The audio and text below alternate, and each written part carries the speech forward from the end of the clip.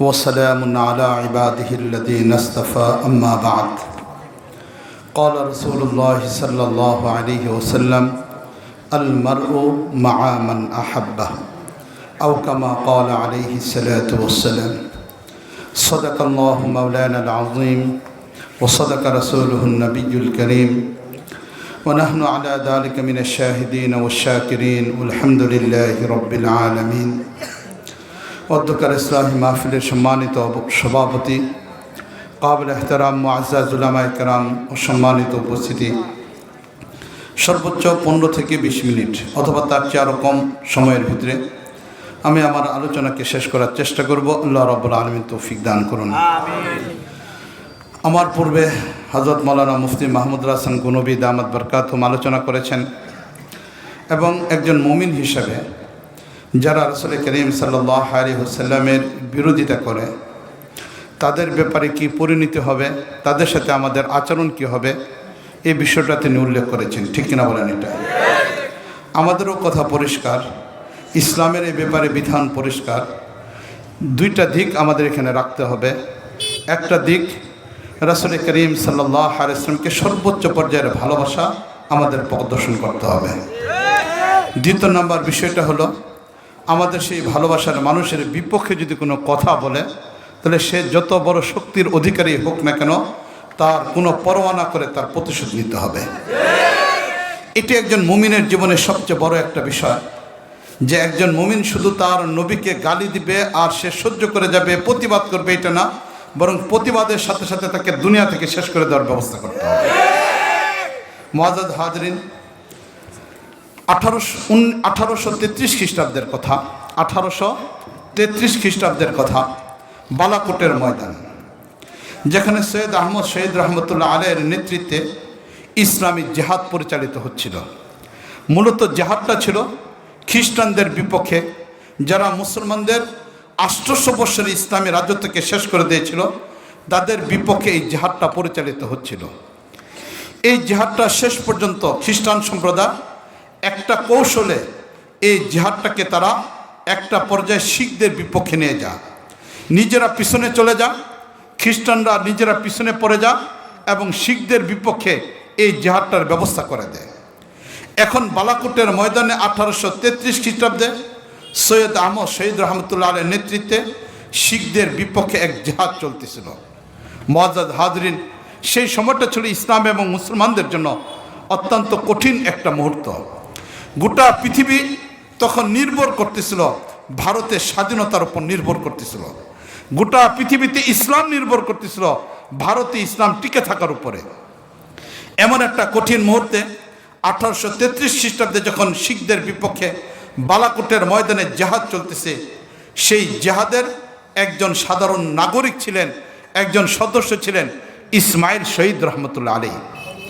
সৈয়দ ইসমাইল শহীদ রহমতুল্লাহ আলাইহি সেই যুদ্ধের ময়দানে তিনি একজন নেতৃত্ব দিচ্ছেন। এমন তো একটা অবস্থার ভিতরে সৈয়দ ইসমাইল শহীদ রহমতুল্লাহ আলাইহি যখন যুদ্ধ শেষ পর্যন্ত মুসলমানরা পরাজিত হয়ে যাচ্ছে, সৈয়দ আহমদ শহীদ রহমতুল্লাহ আলাইহি শহীদ হয়ে গেলেন, আব্দুল্লাহ লখনবী রহমতুল্লাহ আলাইহি শহীদ হয়ে গেলেন, আরও বড় বড় উলামায়ে কেরাম তারা শহীদ হয়ে গেলেন। মুসলমানরা পরাজয়ের দিকে চলে যাচ্ছে। যুদ্ধের ময়দানের একটা পার্শ্বে ইসমাইল শহীদ রহমতুল্লাহ আলাইহি তিনি শিখদের বিপক্ষে প্রতিরোধের ব্যবস্থা করে যাচ্ছেন। হঠাৎ করে চারো দিক থেকে ইসমাইল শহীদ রহমতুল্লাহ আলাইহিকে ঘেরাও দেওয়া হলো। ইসমাইল শহীদ রহমতুল্লাহ আলাইহি চারো দিক থেকে ঘেরাওয়ের মধ্যে পড়ে গেলেন। যখন তার পিছনে শিখ, ডাইনে শিখ, সামনে শিখ, বামে শিখ, চারো দিক থেকে অস্ত্র ধরে আসে, এমন টাইমে ইসমাইল শহীদ রহমতুল্লাহ আলাইহি নিজের তরবারিকে রেখে স্বাভাবিক অবস্থায় দাঁড়ান। যখন যুদ্ধের এমন একটা কঠিন পরিস্থিতির মধ্যে ইসমাইল শহীদ রহমতুল্লাহ আলাইহি পড়ে গেলেন, এমন টাইমের ভিতরে একজন শিখ রাসূল করিম সাল্লাল্লাহু আলাইহি ওয়াসাল্লামকে গালি দিয়ে ফেলল, নাউযুবিল্লাহ।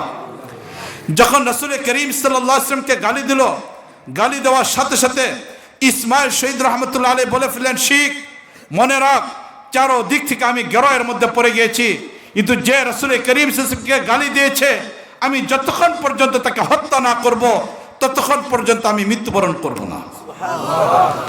ইসমাইল শহীদ রহমতুল্লাহ আলাইহি কথাটা বলে ফেললেন মুখ থেকে। যখন শত্রুদের দ্বারা বেষ্টিত চারো দিক থেকে শিখ সম্প্রদায় ইসমাইল শহীদ রহমতুল্লাহকে ঘেরাও দিয়ে ফেলছে, এমন টাইমের মধ্যে তিনি বলে ফেললেন এই কথা যে তোকে হত্যা না করা পর্যন্ত আমি মারা যাব না। মালিক আল্লাহ রব্বুল আলামিন বান্দাদের সাথে আচরণ বিভিন্ন রকম করে থাকে। রাসূল করিম সাল্লাল্লাহু আলাইহি ওয়াসাল্লাম হাদিসের মধ্যে ইরশাদ করেছেন, ইন্না মিন ইবাদিল্লাহি লাউ আকসামা আলাল্লাহি লাআবাররা। আল্লাহর কিছু বান্দা আছে মুখ থেকে তারা কোনো কথা বের করলে আল্লাহ রাব্বুল আলামিন তা পূরণ করে ফেলেন। खुदी कर इतना बुलंद कि रब ने तुझसे कहे आए बंदा तेरा मकसद क्या है। कभी বলতেছেন যে তুমি তোমার আল্লাহর সাথে সম্পর্কটা এত গভীর করো, আল্লাহর ইবাদতের মাধ্যমে, রাসূলের আনুগত্যতার মাধ্যমে তুমি নিজেকে এত উপরে নিয়ে যাও, দুনিয়াতে কোনো কাজ করার জন্য আল্লাহ যেন তোমাকে জিজ্ঞেস করেন। হাদিসের মধ্যে রাসূল কারীম সাল্লাল্লাহু বলতেছেন, ওয়া ইন্না মিন ইবাদিল্লাহি লাউ আকসামা আলাল্লাহি লাআবাররা। আল্লাহর কোন বান্দা জমিনে কোনো কথা বলে ফেললে আল্লাহ রাব্বুল আলামিন তা পূরণ করে ফেলেন। ইসমাইল শহীদ রহমতুল্লাহ আলাইহি তো বলে ফেললেন এই কথা যে শিখ তুমি নবীকে গালি দিয়েছ, তোমাকে হত্যা করার পর আমি মারা যাব, মুখ থেকে তো উচ্চারণ হয়ে গেছে। আল্লাহ রাব্বুল আলামিন এই কথাটাকে কবুল করে ফেলছেন। একদিক থেকে ইসমাইল শহীদ রহমতুল্লাহ আলাইহি কথাটা বললেন, অপর দিক থেকে একজন শিখ ইসমাইল শহীদ রহমতুল্লাহ আলাইহি গারের মধ্যে আঘাত করলো। আঘাত করার সাথে সাথে ইসমাইল শহীদ রহমতুল্লাহ আলাইহির শরীর থেকে মাথাটা আলাদা হয়ে মাথা মাটির মধ্যে পড়ে গেছে।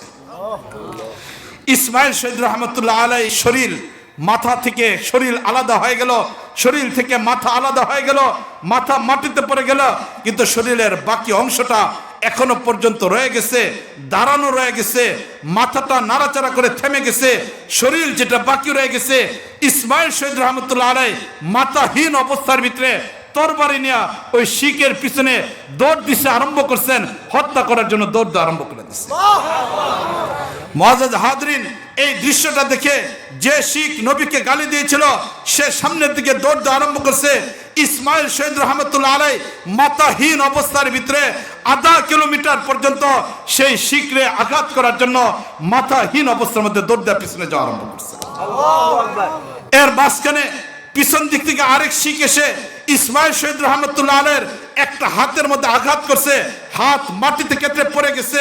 আর এক হাতে তরবারি নিয়ে ইসমাইল শহীদ রহমতুল্লাহ আলাইহি আধা কিলোমিটার পর্যন্ত গেলেন। ওই শিখ আধা কিলোমিটার পর্যন্ত দৌড় পেরে মাটিতে পড়ে গেল। ইসমাইল শহীদ রহমতুল্লাহ আলাইহি তাকে হত্যা করার পরে এরপরে তার শরীরের বাকি অংশ মাটিতে পড়ে গেছে। এই জন্য বালাকোট বর্তমানে যে অংশটার ভিতরে তৎকালীন যুগে 1833 খ্রিস্টাব্দে বালাকোটের যে অংশের ভিতরে জিহাদ সংগঠিত হয়েছিল, বর্তমানে ভৌগোলিক অবস্থান হিসেবে এই অংশটা পাকিস্তানের মধ্যে পড়েছে।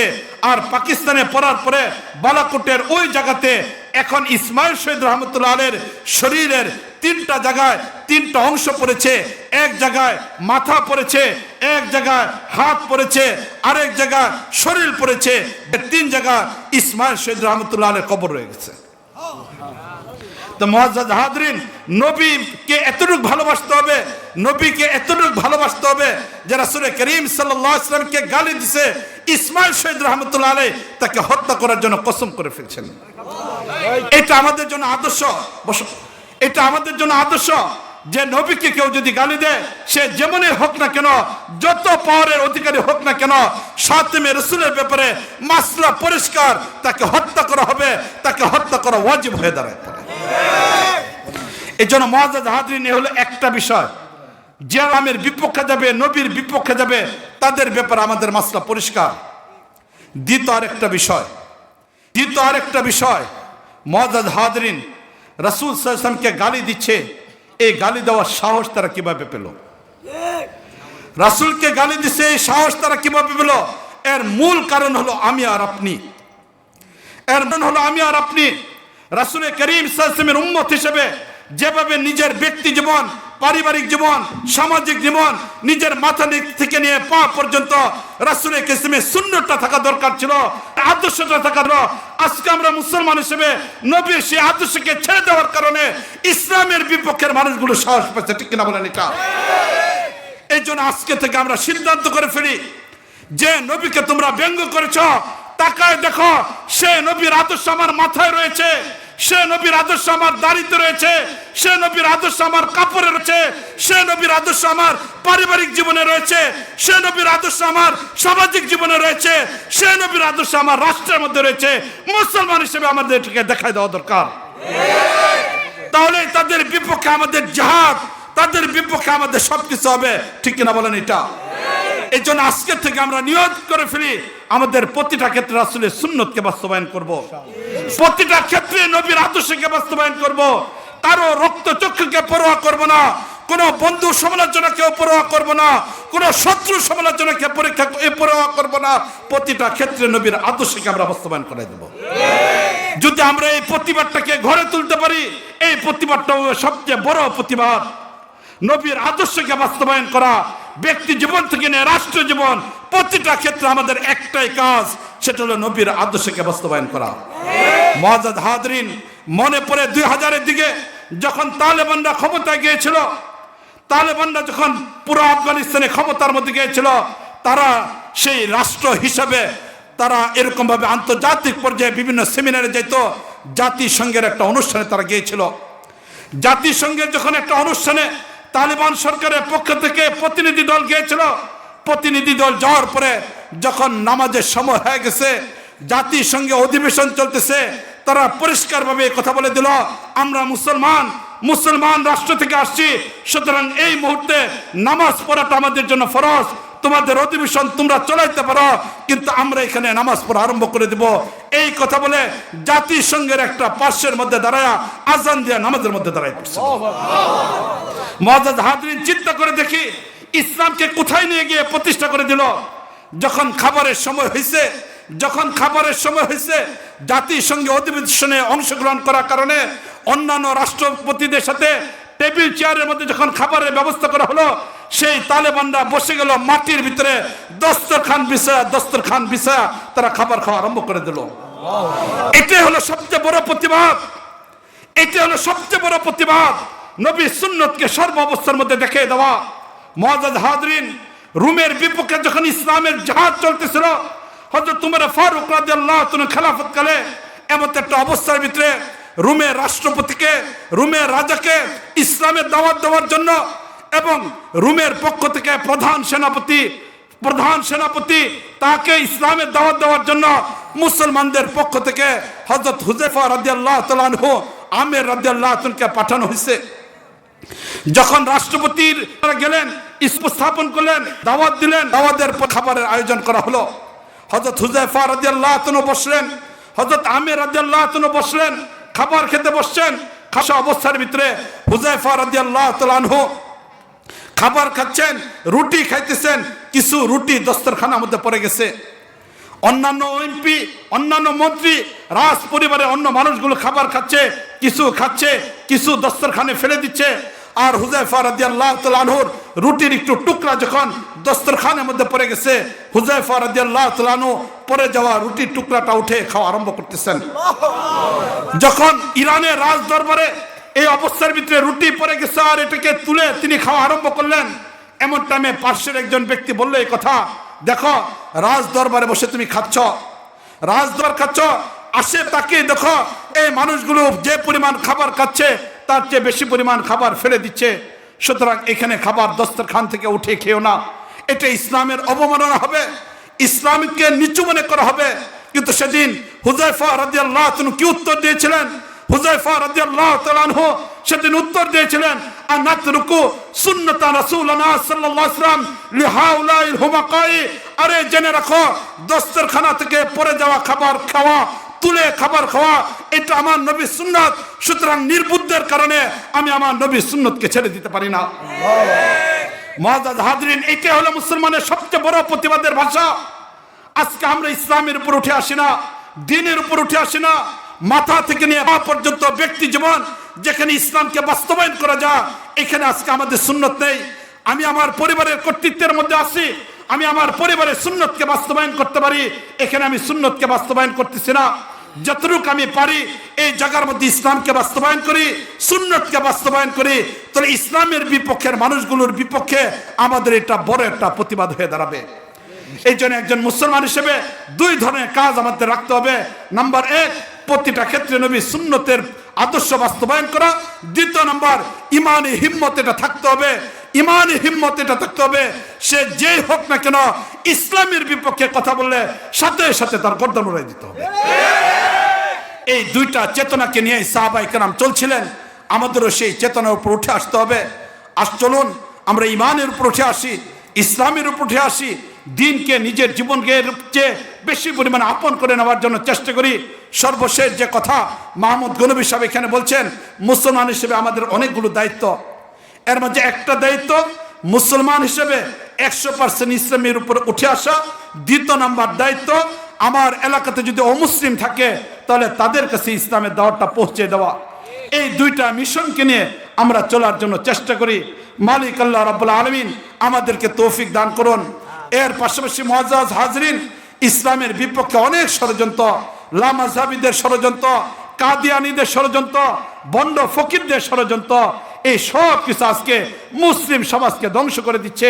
এই সবগুলিকে বুঝে সতর্কতার সাথে চলার জন্য চেষ্টা করি। আল্লাহ রাব্বুল আলামিন তৌফিক দান করুন। যারা এই করোনার পরিস্থিতির ভিতরেও আজকে ইসলামী মাহফিলের আয়োজন করেছেন, সে সকল ভাইদেরকে হৃদয়ের গভীর থেকে মোবারকবাদ জানাই এমন একটা বরকতময় কাজ করার জন্য।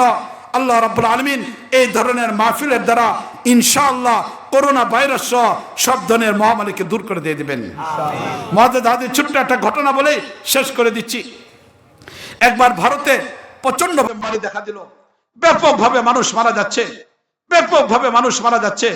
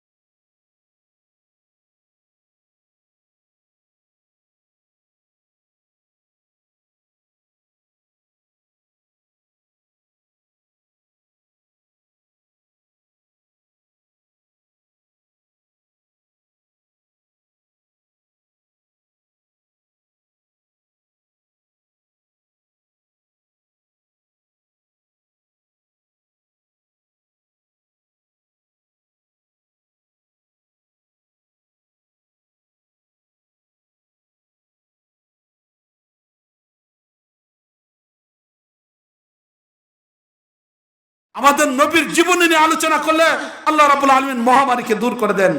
আর নবীর জীবনে যদি আমাদের জীবনের মধ্যে চলে আসে, আল্লাহ রাব্বুল আলামিন আসমান